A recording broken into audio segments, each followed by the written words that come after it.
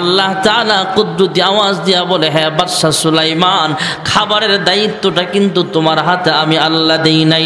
তোমাকে রাজ্য পরিচালনা করার দায়িত্ব দিয়েছি, রাষ্ট্র চালাও ঠিক আছে, কিন্তু রিজিকের মালিক আমি আল্লাহ, রিজিকের ফয়সালা আমি আল্লাহর হাতে রেখেছি। জোরে কোন সুবহানাল্লাহ। রিজিকের মালিক যদি এই দেশের রাষ্ট্রপ্রধান হইতো, তাহলে আমরা যারা গরিব মানুষ আমাদের বাড়িতে তেল আইতো না। আল্লাহ ডাক দেয়া কয়, হ্যাঁ বাদশা সুলাইমান, তোমাকে আমি আল্লাহ পাওয়ার দিয়েছি, সুপ্রিম পাওয়ার, একসাথে পুরা পৃথিবীর বাদশা তোমাকে বানিয়েছি, কিন্তু গোটা জাহানের সৃষ্টিকর্তা আমি আল্লাহ, রব আমি আল্লাহ, রিজিকের মালিক আমি আল্লাহ, রিজিকের মালিকানা আমি তোমাকে দেই নাই। বাদশা সুলাইমান ডাক দিয়া কয়, আল্লাহ একদিনের না হলেও এক বেলার নাস্তার ব্যবস্থা আমি করতে চাই। আল্লাহ ডাক দিয়া কয়, হ্যাঁ বাদশা সুলাইমান, তোমাকে তো রিজিকের দায়িত্ব দেয় নাই, এরপরও নিজের ঘরে কেন রিজিকের দায়িত্ব নিবার চাও? বাদশা সুলাইমান ডাক দিয়া কয়, আল্লাহ আমার মন চায় গোটা মখলুকাতকে এক বেলা মেহমানদারি করবো। জোরে কোন সুবহানাল্লাহ। আল্লাহ ডাক দেয়া কয়, ঠিক আছে, আমার পক্ষ থেকে একবেলা খাবার বন্ধ, খাওয়াও তুমি দেখি। বাদশা সুলাইমান পয়গম্বর বিশাল বড় বড় পাতিলা, মানুষ দিয়া না, মানুষ আর কয় কেজি পাতিল উঠাতে পারবে? আরে সর্বোচ্চ বড় পাতিল না হয় 1 মণ 2 মণ চাউলের ভাত রানবেন। নানুপুর মাদ্রাসায় গেছি আমি, চট্টগ্রাম, অনেক বড় মাদ্রাসা। ওই মাদ্রাসায় প্রায় প্রতি মাসে 1.5 কোটি টাকা শুধু 2 বেলা বোর্ডিং খরচ। 1.5 কোটি টাকা প্রতি মাসে শুধু বোর্ডিং খরচ, বিল্ডিং খরচ বাদ দিয়া। তাহলে আমরা কে কয় কোটি টাকার মালিক?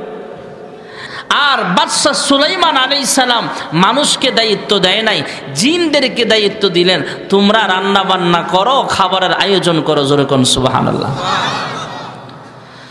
সাগরের কিনারায় জিন্নাতেরা খাবারের আয়োজন করেছে, অনেক বড় বড় পাতিলার ভিতরে রান্না করে করে খাবার রিজার্ভ করে রাখতেছে মেহমানদারি করার জন্য। তৎকালীন জামানায় ফ্রিজের ব্যবস্থা ছিল না, হটপটের ব্যবস্থা ছিল না।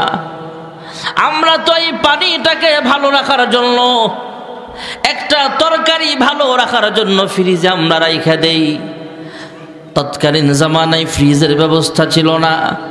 গরম ভাতটা কয়েক ঘন্টা গরম রাখার জন্য হটপটের ব্যবস্থা আছে বর্তমান জামানায়। মহান আল্লাহ রাব্বুল আলামিন বাদশা সুলাইমান আলাইহিস সালামের প্রত্যেকটা রান্না করা পাতিলটাকে আল্লাহ তাআলা কুদরতি হটপট বানায়া দিলেন। মাসের পর মাস চলে যায়, তারপরও খাবার ঠান্ডাও হয় না, পচেও না। জোরে কোন সুবহানাল্লাহ। বাসুলাইমা দাদে মুলকু সারওয়ারি, বাসুলাইমা দাদে মুলকু সারওয়ারি, সুদমতে আও খাতে মাস দেওয়া পরি। বাদশা সুলাইমান আলাইহিস সালাম 6 মাস 8 মাস পর্যন্ত খাবার রিজার্ভ করলেন। সব কিছু উপস্থিত হওয়ার পরে খাবার পরিবেশন করা হবে, খাবার দাবার দেওয়া হবে। বাদশা সুলাইমান, যদিও বাদশা সুলাইমান আল্লাহর পয়গম্বর, যদিও পুরা পৃথিবীর বাদশা, কিন্তু উনি তো একজন মানুষ ছিলেন। উনার মাথায় যতটুকু আইডিয়া আসছে অতটুকু পরিমাণ খাবার হলে সব মাখলুকের এক বেলার নাস্তা হয়ে যাবে। খাবার বন্দোবস্ত হওয়ার পর, রান্না বান্না শেষ হওয়ার পরে মালিকের কাছে ডাক দেয়া বলে, আল্লাহ কোন মাখলুকাতকে আগে খাবার খাওয়াবো? মানুষ আগে খাবে, গরু ছাগল আগে খাবে, পাখিরা আগে খাবে, নাকি সমুদ্রের মাছগুলো আগে খাবে, নাকি জিনেরা আগে খাবে? আল্লাহ ডাক দিয়া কয়, হ্যাঁ বাদশা সুলাইমান, যেখানে রান্না বান্নার আয়োজন করেছ এর কাছাকাছি যেই মাখলুক আছে, যেই প্রতিবেশী আছে, তাদেরকে আগে খাবার খাওয়াও। জোরে কোন সুবহানাল্লাহ।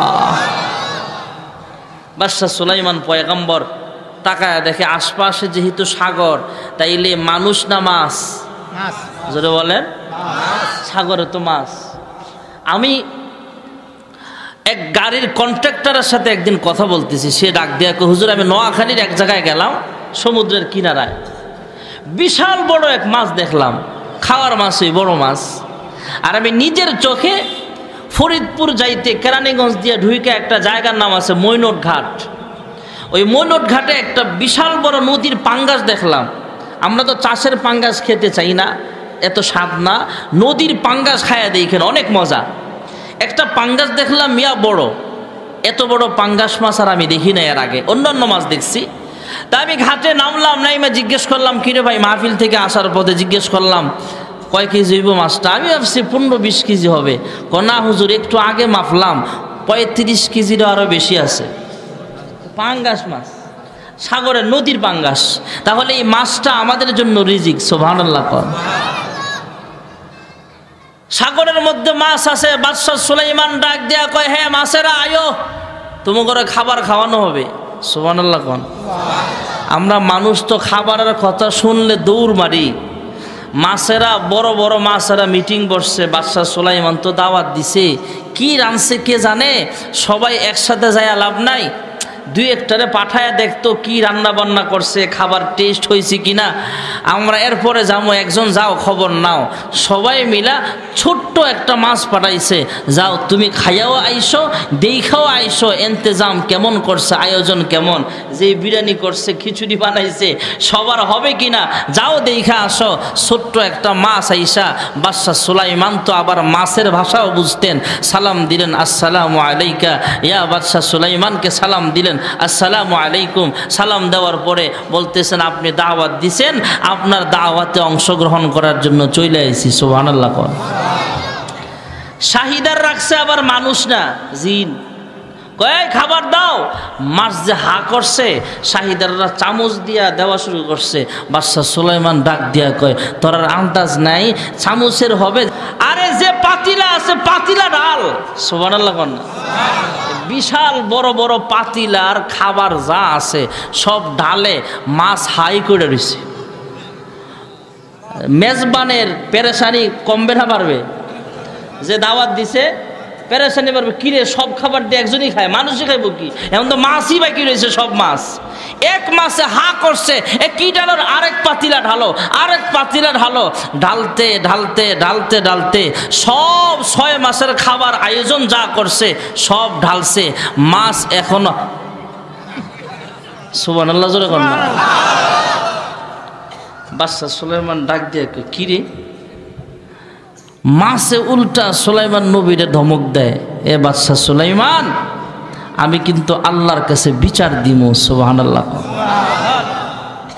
হ্যাঁ বাদশাহ সুলাইমান পয়গম্বর, আজকের এই বেলার জন্য মহান আল্লাহ তাআলা আমার খাবার বন্ধ করে দিয়েছেন, কারণ তুমি দাওয়াত দিয়েছ, তাই আল্লাহর পক্ষ থেকে রিজিকের ব্যবস্থা করা হয় নাই।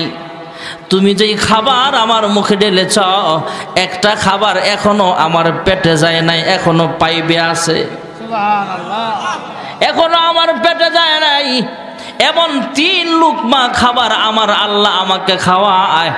এই খাবার আজকের জন্য বরাদ্দটা বন্ধ আছে, যেহেতু তুমি দাওয়াত দিয়েছ। বাদশাহ সুলাইমান পয়গম্বর আলাইহিস সালাতু ওয়াস সালাম টের পাইছেন, বুঝতে পারছেন, সাজদায় পড়ে গেলেন, আল্লাহ আমাকে যদিও আপনি রাজা বানিয়েছেন, পৃথিবীর বাদশা বানিয়েছেন, আমাকে যদিও ক্ষমতা দান করেছেন, রিজিকের মালিক আমি নই, রিজিকের মালিক একমাত্র তুমি আল্লাহ।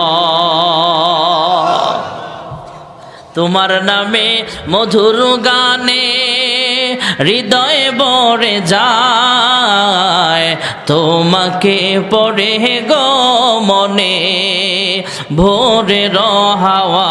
রিজিকের মালিক জোরে বলেন কে? মহান আল্লাহ রাব্বুল আলামিন আসমান বানাইলেন, জমিন বানাইলেন, পাহাড় বানাইলেন, সব কিছু বানাইলেন।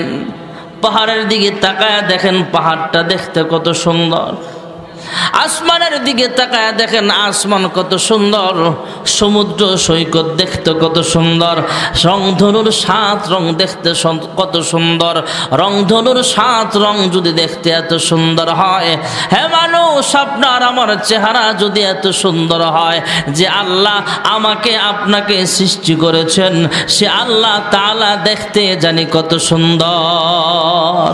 আমার আপনার নবী বিশ্ব নবী রহমাতুল্লিল আলামিন বলেন, উম্মত ফজরের নামাজ জামাতের সঙ্গে আদায় করার পর তুমি একজন কৃষক মানুষ, কৃষিকাজে ব্যস্ত হয়ে গেলা।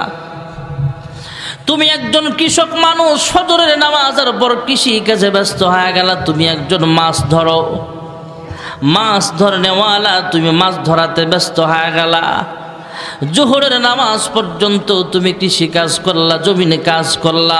যখন জোহরের নামাজের আজান হয়ে যাবে, আল্লাহু আকবার আল্লাহু আকবার, মসজিদে জোহরের নামাজের আজান হয়ে গেল। আল্লাহর বান্দা কৃষক মানুষ, আল্লাহর বান্দা মাছ ধরনেওয়ালা, সেও নামাজের মধ্যে দাঁড়ায় গেল। আল্লাহর হাবিব রাহমাতুল লিল আলামিন বলেন, ফজর থেকে জোহরের নামাজ পর্যন্ত এত কয়েক ঘন্টা সময় কৃষি কাজ করলো, এই কৃষি কাজটাও বৃথা যাবে না, এই কৃষি কাজটাও আল্লাহ নেকের পাল্লায় ওজন দিয়ে দিবে। আল্লাহর হাবিব রাহমাতুল লিল আলামিন বলেন, উম্মত, জোহরের নামাজ আদায় করার পর তুমি একজন দোকানদার মানুষ, দোকানদারিতে ব্যস্ত হয়ে গেলা, হালাল রিজিক অন্বেষণ করার জন্য তুমি ব্যস্ত হয়ে গেলা। আসরের নামাজ পর্যন্ত দোকানদারি করলা, মুয়াজ্জিন যখন আজান দিয়ে দিবে, আসরের নামাজের আজান হয়ে গেল, নামাজে অংশগ্রহণ করলা। পুরুষ মানুষ মসজিদে যাইবা, মহিলা মানুষ ঘরের কোনায় একা একা নামাজ পড়বা, নামাজে দাঁড়ায় গেলা। জোহর থেকে আসর পর্যন্ত দোকানদারিটাও বৃথা যাবে না, ওই দোকানদারিটাও আল্লাহ নেকের পাল্লায় ওজন দিয়া দিবে। যেরকম সুবহানাল্লাহ। আসরের নামাজ আদায় করার পর আপনি একজন রিক্সাওয়ালা, রিক্সার ড্রাইভার, রিক্সা চালাতে ব্যস্ত হয়ে গেলেন। ড্রাইভার মানুষ ড্রাইভারি কাজ করার জন্য নেমে গেলেন, রাস্তায় নেমে গেলেন, কাজ করতেছেন। মাগরিবের আজান পর্যন্ত কাজ করলেন। যখন মাগরিবের নামাজের আজান হয়ে যাবে, রিক্সাটা মসজিদের সামনে থামায়া নামাজের মুসল্লায় দাঁড়ায় গেলেন। রিক্সা চালানোটাও ইবাদতে গণ্য হয়ে যাবে। যেরকম সুবহানাল্লাহ।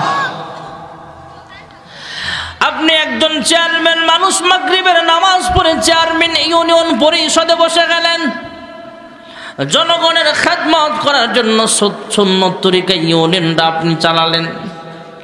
আপনি একজন পার্লামেন্ট সদস্য, আপনি সংসদ সদস্য হিসেবে সংসদ ভবনে সংসদ অধিবেশনে বসলেন। এশারের নামাজ পর্যন্ত সুন্নত তরিকায় রাষ্ট্র পরিচালনা কেমনে করতে হবে চালাইলেন। এশারের নামাজের আজান যখন হয়ে যাবে, এশারের নামাজটা জামাতের সঙ্গে আদায় করলেন। রহমতে আলম নবী বলেন, মাগরিব থেকে এশা এই সময়টাতে তুমি পার্লামেন্টে সময় কাটাইলা সুন্নত তরিকায়, ওই সময়টাও বৃথা যাবে না, নেকের পাল্লায় ওজন হয়ে যাবে। যেরকম সুবহানাল্লাহ। এমনই ভাবে ফজরের নামাজ আপনি জামাতের সঙ্গে আদায় করার পর সুন্নত তরিকায় ঘুমায়া গেলেন।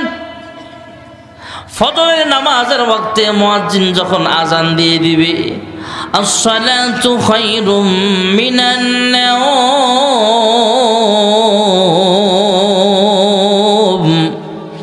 মুয়াজ্জিন আজান দিয়ে দিবে, ঘুম থেকে নামাজ ভালো, এসো নামাজের পথে, এসো কল্যাণের পথে। মুয়াজ্জিন যখন আজান দিবে তখন আপনি ঘুম থেকে জাগলেন, ঘুম থেকে জায়গা মসজিদে চলে গেলেন, নামাজের মুসল্লায় দাঁড়া গেলেন। এশা থেকে ফজর পর্যন্ত শীতকালীন রাত্র অনেক বড়, 6 থেকে 8 ঘন্টা 9 ঘন্টা সময় আপনি ঘুমালেন। ফজরের নামাজ যখন আদায় করলেন, সারা রাত্রের ঘুমটাও বৃথা যাবে না, নেকের পাল্লায় ওজন দিয়ে আল্লাহ আপনাকে জান্নাতি মানুষ বানায় দিবে।